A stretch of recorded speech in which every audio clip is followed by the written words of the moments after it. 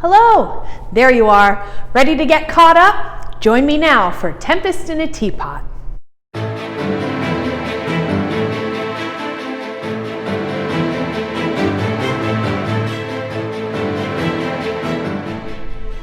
Hello, I'm Kelly Haran-Galanti, and welcome back. We are only 11 days away from the 245th anniversary and annual reenactment of the Boston Tea Party on December 16th.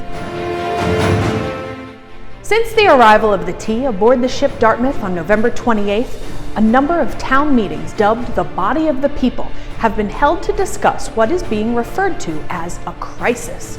The populace responding to these meetings has grown in numbers, and the meetings have officially moved to Old South Meeting House to accommodate this growth.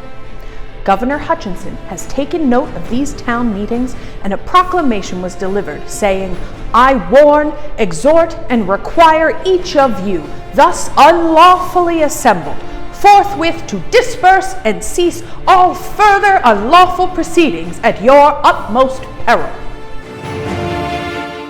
The proclamation was not well received, as a loud hiss filled the hall, followed by a vote to ignore Hutchinson's order. Local artist and consignee-in-law John Singleton Copley offers to aid in the correspondence between consignees and the Body of the People. He rose to Castle Island to negotiate with his in-laws and the other consignees to persuade them to attend the meetings. They refused to appear, noting that their stance had not changed, and they once again submitted their proposal to have the teas stored, which is voted unsatisfactory. Just as the Dartmouth's owner and captain were instructed not to unload the tea and have it returned to London, local merchant John Rowe, part owner of the vessel Eleanor, and John Timmins, factor for the Beaver, are also summoned, to which the same demands are put to them. They too agree to the body's requests. Another guard of 25 men was chosen, and a system set up to ensure that there is a guard of men for the tea ships every night until they leave.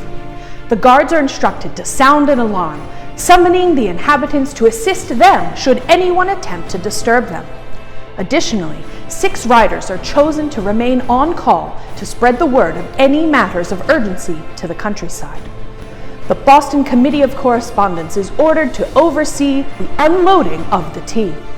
A resolution is then passed to prevent any further landing and sale of tea in America subject to the Townsend duty.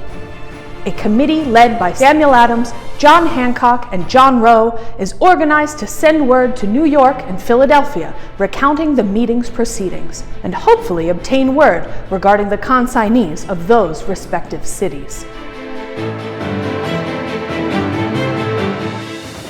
Captain Hall has the Dartmouth brought up near Rose Wharf and enters her into the customs house.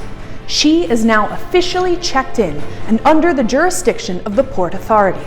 She has 20 days to unload and pay the duties on the tea, starting from the day of her arrival, November 28th. This gives her a deadline of December 17th. The next watch of 25 guard the Dartmouth. Meanwhile, in New York, upon receiving confirmation that the shipments of tea were still subject to the Townsend duty, the New York consignees resigned their commissions so as to appease the people. But back in Boston, Captain Hall warps the Dartmouth to the south from Rose Wharf to moor at Griffin's Wharf, where the ship's sails and cables are brought ashore for maintenance and repair, and the crew of the Dartmouth begins to unload all of the cargo aboard that ship, with the exception of the tea. This will take several days.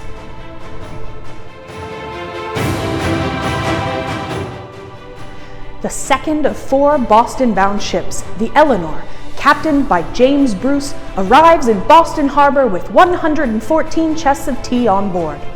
That following day, Captain Bruce and John Rowe are summoned by the Boston Committee of Correspondence and ordered to bring the Eleanor to Griffin's Wharf.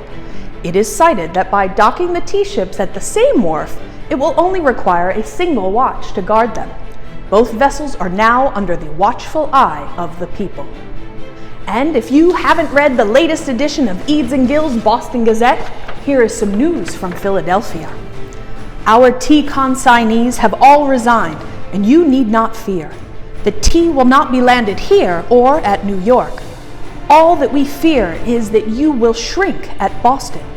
You have failed us in the importation of tea from London since the non-importation agreement, and we fear you will suffer this to be landed. The pressure is on. 2 ships of tea arrived, 2 ships to go.